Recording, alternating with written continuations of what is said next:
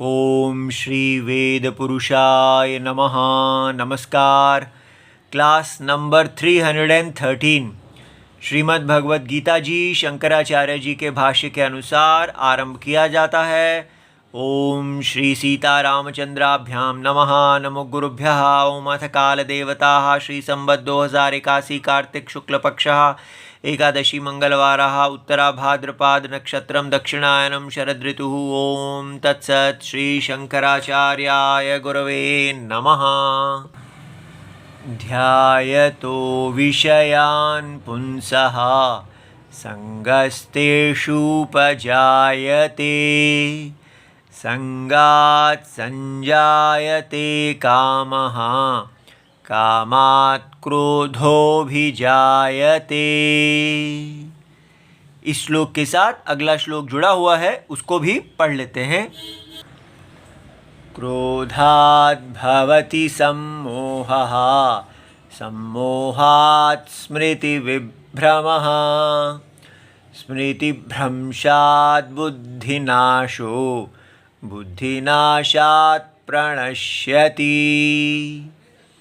तो ये अध्याय 2 और श्लोक 62 और 63 पुस्तक है गीता प्रेस गोरखपुर, बुक नंबर 10, शंकराचार्य जी के भाष्य वाली पुस्तक। अच्छा जी, अब हम इसका देखते हैं कहानी क्या है। तो इस श्लोक में हमको एक क्रम दिया गया है, अ सीक्वेंस। किसका सीक्वेंस? पतन का सीक्वेंस, फॉल, गिरावट। कहाँ से गिरावट? आत्मा और अनात्मा के विवेक से। ये याद रहे कि हम यहाँ भगवत गीता में कहाँ पर हैं। प्रश्न, प्रसंग, कॉन्टेक्स्ट ये चल रहा है कि इस समय पूछा जा रहा है कि स्थित प्रज्ञा, जिस व्यक्ति का ज्ञान उदय हो गया है, उसका क्या लक्षण है। ज्ञान उदय हो गया है और ज्ञान उसने पका लिया है। सदा अभ्यास, सदा उसी ज्ञान प्रत्यय में बने रहने पर, और जब वो ज्ञान प्रत्यय में बने हुए हैं तो वो ज्ञान प्रत्यय क्या है, ये सबसे इंपॉर्टेंट है कि उनका ज्ञान प्रत्यय उनको बताया गया है कि आप ये जो दुनिया देख रहे हैं इसमें आत्मा भी है और अनात्मा भी है। दो बुद्धि के विषय हैं, आत्मा और अनात्मा। इन दोनों के अविवेक के कारण, इन दोनों को नहीं जानने के कारण, आत्मा जो सत्य है वो सत्य नहीं लग रहा है और अनात्मा जो असत्य है सत्य लगने लगा है। ठीक है? आत्मा जिसके पास अस्तित्व है, होना। सत्य का लक्षण क्या होता है? अस्तित्व। अस्तित्व माने किसी भी चीज को आप कहें, आप कहते हैं अस्ति, ये है। और जो असत्य होता है उसको कहते हैं नहीं है, नास्ति। जो वस्तु नास्ति, नहीं है, इस बुद्धि की विषय होती है उसको हम असत्य कहते हैं। और जो है, अस्ति, बुद्धि का जो विषय होता है उसको हम सत्य कहते हैं। कैसे? कहाँ होता है ये नास्ति और अस्ति बुद्धि का विषय? जैसे अगर कोई रस्सी हो, उसको आप सांप समझें, तो विचार करने के बाद, अर्थात विवेक, रस्सी और सर्प का विवेक करने पर आपको पता चलेगा कि रस्सी जो है वो असत्य है। क्यों असत्य है? क्योंकि विचार करने पर आप कहते हैं नास्ति। ये जो सर्प मुझे दिख रहा है ये नहीं है। अब बताइए, अगर दिख रहा है तो होना चाहिए ना? नहीं, यही सबसे बड़ी बात है। दिख रहा है लेकिन विचार से पूर्व वो अस्ति बुद्धि का विषय था। अस्ति, विचार के पश्चात माने बाद में वही सांप नास्ति बुद्धि का विषय हो गया। इसलिए ये जो अस्ति से नास्ति बुद्धि का विषय हो जाना है, ये विवेक विचार का फल है। और जो रस्सी पहले नास्ति थी, पहले कहते थे ये तो सर्प है, रस्सी कहाँ है, रस्सी तो नहीं है, वो रस्सी जो पहले ना अस्ति बुद्धि की विषय थी, अब रस्सी अस्ति बुद्धि की विषय हो गई। और जो सांप पहले न अस्ति बुद्धि का विषय था, अब न अस्ति बन गया। ठीक है। सो जिसको पहले सत्य समझते थे, अब वो असत्य हो गया, और जिसको असत्य समझते थे वो सत्य हो गया। कैसा जादू है। ठीक है। ये होता है विचार, विवेक फल। कोई कर्म नहीं किया, कोई एक्शन नहीं किया, हमने वहां पर किसी सर्प को डंडे से मारा नहीं, बिना मारे वो सर्प वहां से चला गया। कैसे? वो था ही नहीं, जो चीज थी ही नहीं वो चली थोड़ी गई, माने अविचार में थी, विचार में चली गई। ये समझना है। इतने में ही हमारा सिर दर्द हो जाता है, हमारा भी हो जाता था।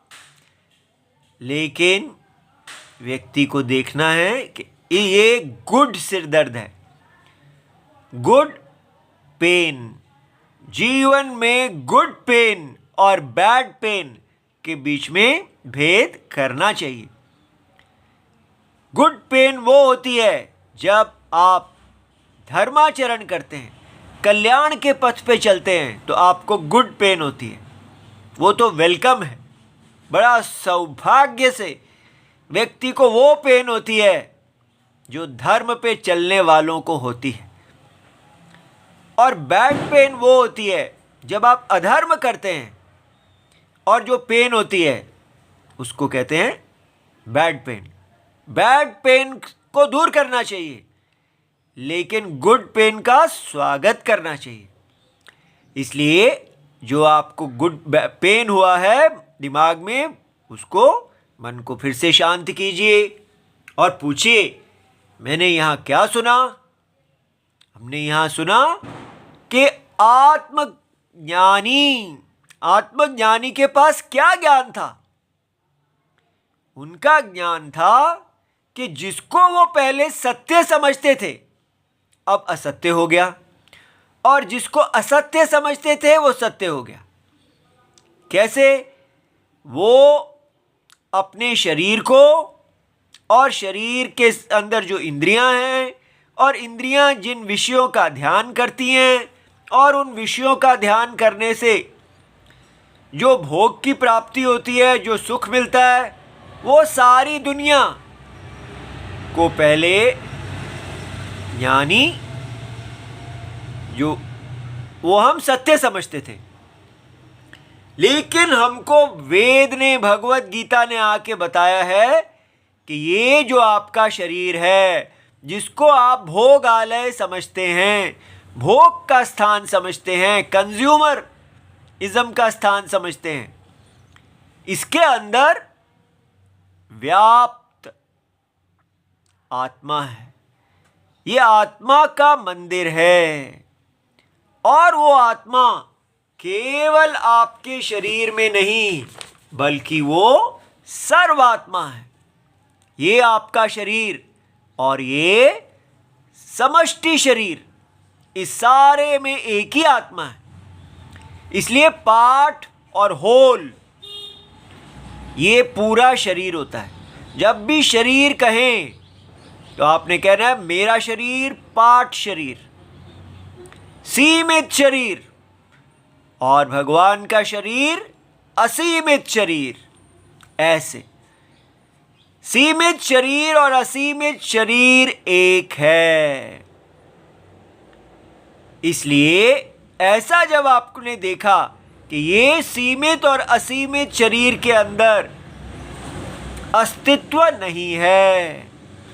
विचार करने पर इस शरीर का कोई अस्तित्व नहीं है, इसमें कोई चेतना नहीं है, इसमें कोई आनंद नहीं है। इसकी इंद्रियों में, इसकी इंद्रियों के विषयों में, सारे प्रपंच में सब कुछ यही शरीर है। तो अस्तित्वम किसका है? इसमें जो व्याप्त आत्मा है वो इससे बड़ी है। देश और काल में नहीं, साइज में नहीं, व्यापक होने के कारण वो सदा है, नित्य है। तत्व का विचार करते हैं तो आत्मा सत्यम और देह मिथ्या, असत्यम। इस प्रकार ज्ञानी ने इस बुद्धि को जाना। फिर उनको कहा गया कि ये जो संबंध है व्यष्टि शरीर का और समष्टि शरीर का, इससे जीव ईश्वर भाव आ जाता है। एक ही आत्मा जीव भी है और वही आत्मा ईश्वर है। इसलिए ईश्वर का शरीर महाशरीर, जीव का शरीर छोटा शरीर, लेकिन छोटा शरीर भी ईश्वर का ही है। इसलिए जीव को क्या करना चाहिए? अपने शरीर को भोग का स्थान ना मानते हुए इस सारे शरीर को में जो उसका पोजीशन है, बस वही धर्म है। जैसे एक बड़ी घड़ी है तो जो घड़ी बड़ी सुई है उसका अपना धर्म है, और जो मिनट की सुई है उसका अपना धर्म है, सेकंड की सुई का अपना धर्म है। सब अंदर इतने सारे इकट्ठे मिलके अपनी अपनी पोजीशन पे अपना धर्म कर रहे हैं। इसी प्रकार ये जो शरीर है, यहाँ ब्राह्मण क्षत्रिय वैश्य शूद्र सब, सूर्य चंद्र आदि सब इसी शरीर के अंदर हैं। ये नेत्र जो हैं सूर्य और चंद्र हैं, नदियाँ भगवान की, ये सब भगवान, जो कुछ भी है भगवान के शरीर के अंदर हैं, और भगवान ही उनकी आत्मा होकर उनको चला रहे हैं। लेकिन मनुष्य ही है जो अपने राग द्वेष, अपने अज्ञान के कारण अंतर आज्ञा नहीं मानता। तो वो व्यक्ति, अब जिसको ये उपदेश मिला है कि मैं इस महाशरीर के महायज्ञ के अंदर हूं, वो बस इस अपने आप को इस यज्ञ से, इस यज्ञ पुरुष से समरस कर देते हैं। हार्मनी, इस म्यूजिक में अटपटा नहीं रहते। इस म्यूजिक, ये जो एक सिम्फनी है, उसके अपने आप को मिला देते हैं। हर व्यक्ति अपना अपना इंस्ट्रूमेंट भगवान के सुर के साथ मिलाता है। तो सुर मिले हमारा तुम्हारा, भगवान के सुर के साथ हमारा सुर मिल जाता है, ऐसे संगीत बनता है। ये है धर्म, ये है प्रेम, ये है भक्ति। ऐसी भक्ति में बना हुआ ये व्यक्ति सदा धर्म पालन, कोई काम पालन नहीं, कोई विषय ध्यानम नहीं, केवल उतना ही इंद्रियों का विषयों के अंदर संचरण जितना धर्म के लिए चाहिए। स्त्रियों को कितना देखना है, जितना धर्म के लिए चाहिए। भोजन का कितना सेवन करना है, जितना धर्म के लिए चाहिए। कितना सोना है, कितना उठना है, कितना बैठना है, जितना धर्म के लिए चाहिए। और धर्म क्या है? यज्ञ, यज्ञ में आहुति, भगवान का वर्धन। तो जिहाद, वो भी कहते हैं हम भगवान का वर्धन अपने कर रहे हैं। उस जिहाद से और इसमें भेद देखिए। ये धर्म है और वो चालाकी है सर। वो केवल अपने भोग के लिए एक झूठा धर्म बनाया गया है। वो धर्म है ही नहीं, वो डाकुओं का, लूटने का उपाय है। ठीक है, इसलिए ये क्या, उस जिहाद को अच्छी तरह समझ जाएं। वो और वैदिक धर्म बिल्कुल अलग है। हमने अपने वैदिक धर्म को छोड़ दिया है, हम भूल गए हैं। हमें अपने आप को वापस लाना है, तभी हमारा कल्याण होगा। और जिहाद को भी समझें। कैसे वो डाकुओं का चालाकी है और वो डाकू फैल रहे हैं, और हमको यज्ञवर्धन करना है। वो केवल अपने एक मन घड़ंत बनाए हुए कुछ अल्लाह इत्यादि के नाम पर डाकूगिरी कर रहे हैं, अपना गिरोह बना के बस काटो लोगों को, खाओ, भोगो।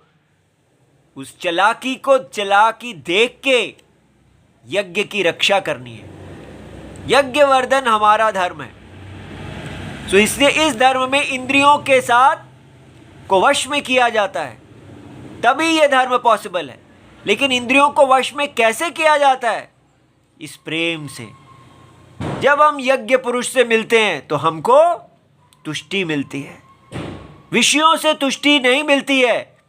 ये अंतरात्मा हमें अंदर से सींचती है भगवान से। अर्जुन और श्री कृष्ण की जोड़ी भक्ति है, कर्म योग है, तुष्टि हेतु है, कल्याण हेतु है।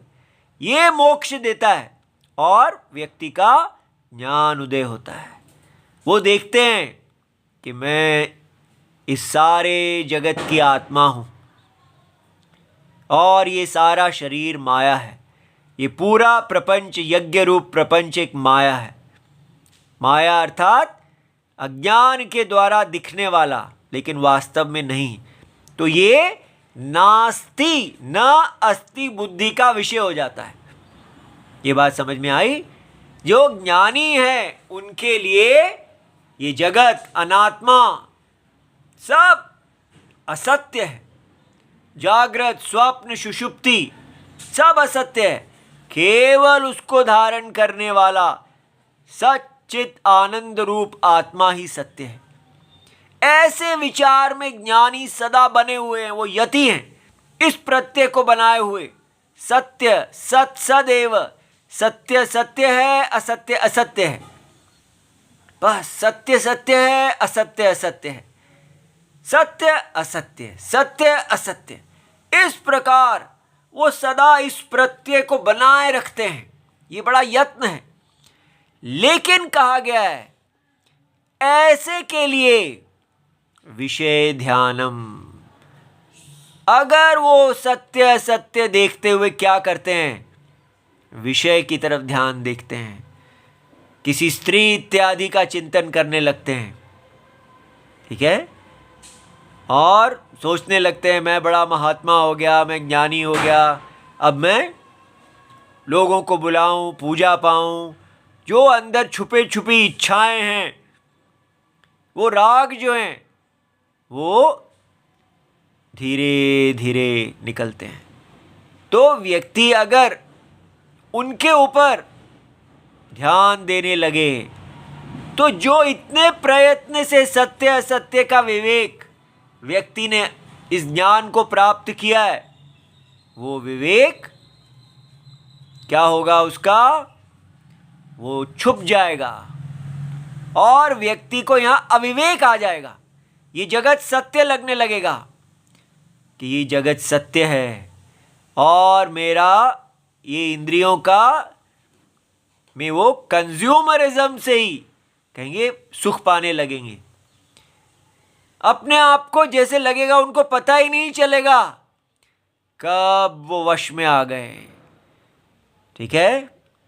और फिर उनके अंदर विषयों के प्रति शब्द स्पर्श, हर इंद्रियों का अपना अपना विषय है, तो उनके प्रति संग प्रीति उत्पन्न हो जाएगी। तो इसलिए कहा ध्यायते विषयान पुंसः।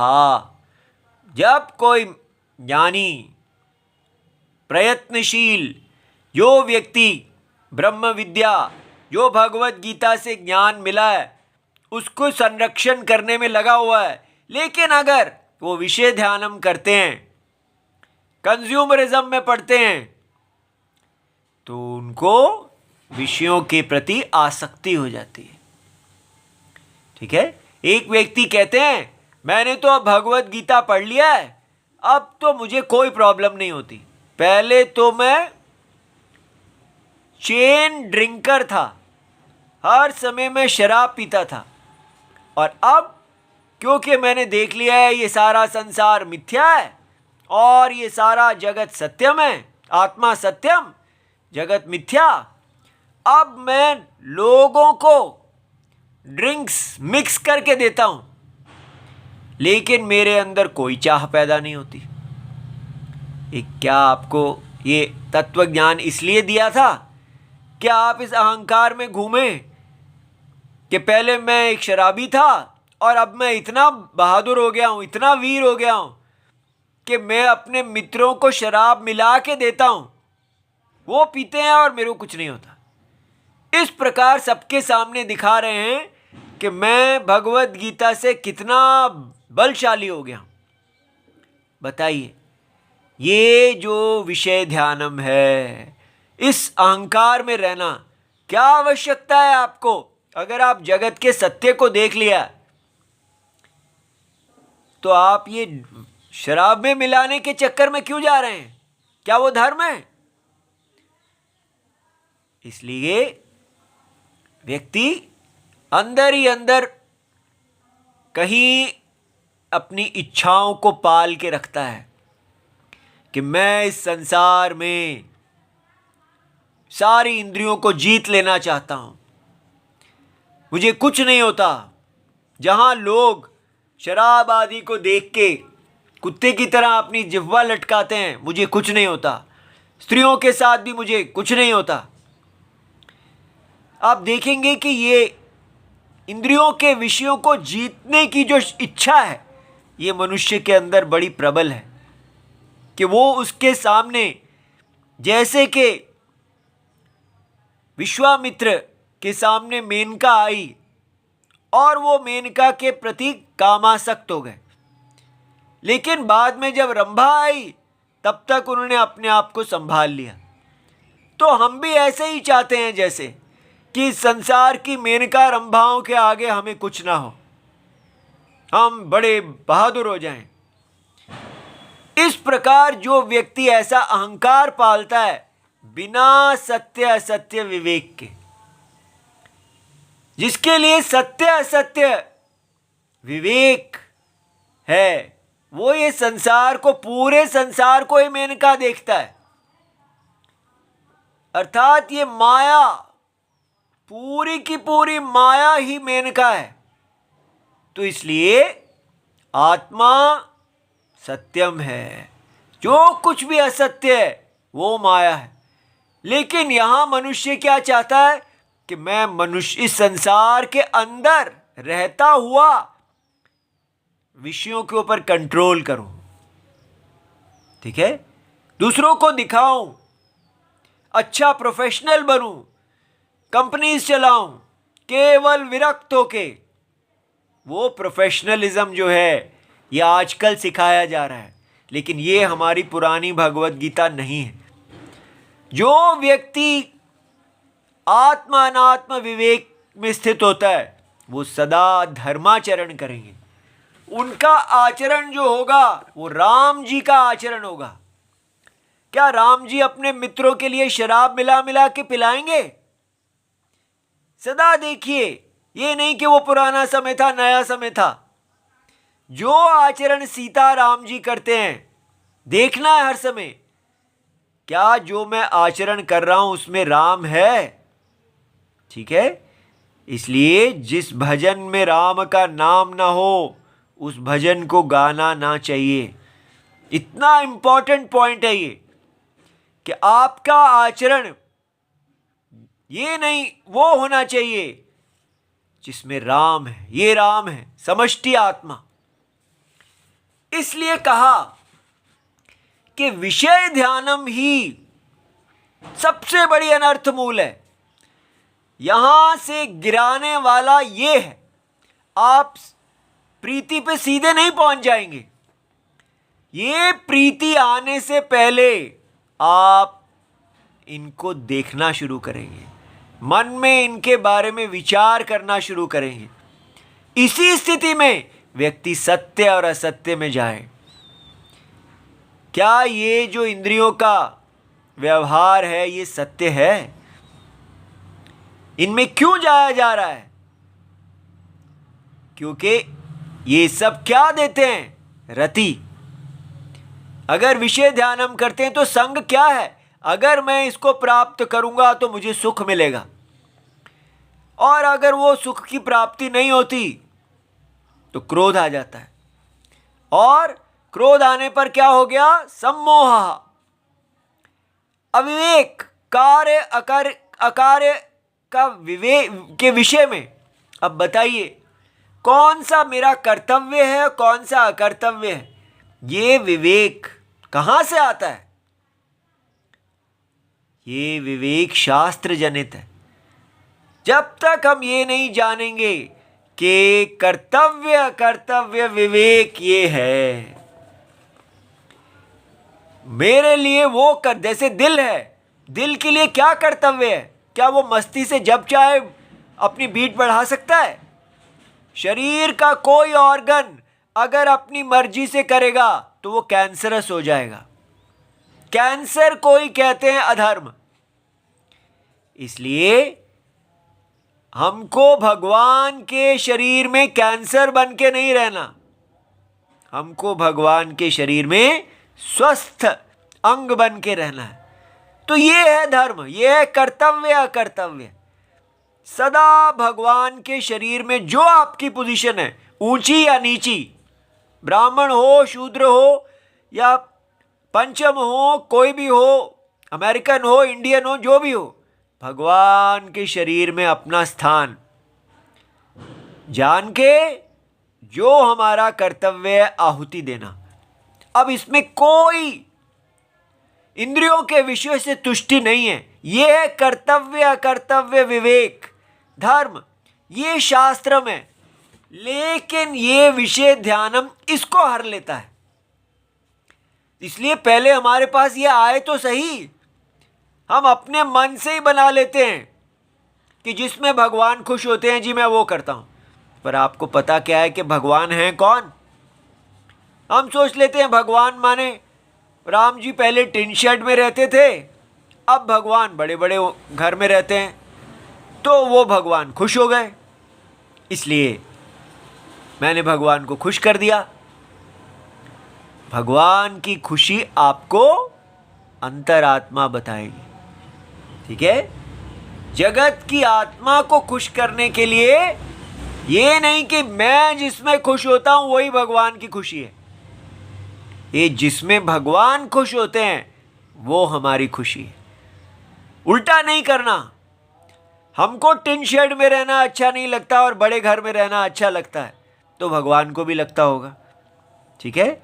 इसलिए राम जी को के लिए बड़ा घर बनाना माने राम जी की आज्ञा पालन करना, राम जी की तरह सत्य व्रत पालन करना। केवल बड़े घर हमको चाहिए तो भगवान को भी चाहिए, हमको पूजा चाहिए तो भगवान को भी चाहिए, सब कुछ जो हमें चाहिए वही हम भगवान पे डाल देते हैं। भगवान को यज्ञ चाहिए, सत्य आचरण चाहिए, बिका हुआ आदमी नहीं चाहिए। राम जी कभी बिकते नहीं हैं। आजकल हम क्या है, जैसी हम एजुकेशन प्राप्त कर रहे हैं, क्योंकि हम विषय ध्यान हम करते हैं सदा, तो सम्मोहित हो जाते हैं और तृष्णा काम हर समय, हर व्यक्ति बिका हुआ है। कोई भी व्यक्ति जो है वो यज्ञ के अनुसार जीने के लिए तैयार नहीं। उस एवरीबडी हैज अ प्राइस। अगर सबकी प्राइस ही है तो फिर क्या ये जीवन है, क्या ये धर्म है? चाहे आप जज हो, आईएएस हो, पुलिस ऑफिसर हो, डॉक्टर हो, टीचर हो, कोई भी हो, सब लोग पैसा कमाने के लिए बाजार में उतरे हुए हैं। तो वो जब तक उनको काम उनके ऊपर नहीं आता तब तक वो किसी और को राइट समझते हैं, और दूसरों के ऊपर उंगली करने के लिए अलग और अपने लिए सदा कामुकता। तो ये जो हम बना के बैठे हैं ये भगवत गीता से कितना अलग है। पहले आत्मा अनात्मा विवेक देख के धर्म को जाने, यज्ञ को जाने, अपना स्थान देखें। जैसे अर्जुन क्षत्रिय थे, वो धर्म से गिरे, उनको धर्म से स्थापित किया जा रहा है। इसी प्रकार हम भी इस यज्ञ में रहे स्थान देखें, भगवान से निर्णय करें कि हमारा क्या धर्म है, और फिर इस काम को रोकें कि हम धर्म से ना गिरें। ये भगवत गीता है। लेकिन ये सब माइनस ही हो गया, ठीक है। इसलिए ये सम्मोह स्मृति भ्रंशवः कि शास्त्र का उपदेश ही गायब हो जाए, बुद्धि का नाश हो जाए, कर्तव्य अकर्तव्य विवेक की योग्यता हो ही ना सके, ये सब, और जो कहा पुरुषार्थ से गिर जाना, वो है मोक्ष से गिर जाना। तो ये सब तो तभी चलेगा ना अगर हम मोक्ष के लिए जिएंगे, अगर हम धर्म के लिए जिएंगे। अगर हमारा धर्म ही निश्चय नहीं है तो कितना ये विषय ध्यान, हमको क्या मतलब है इसका।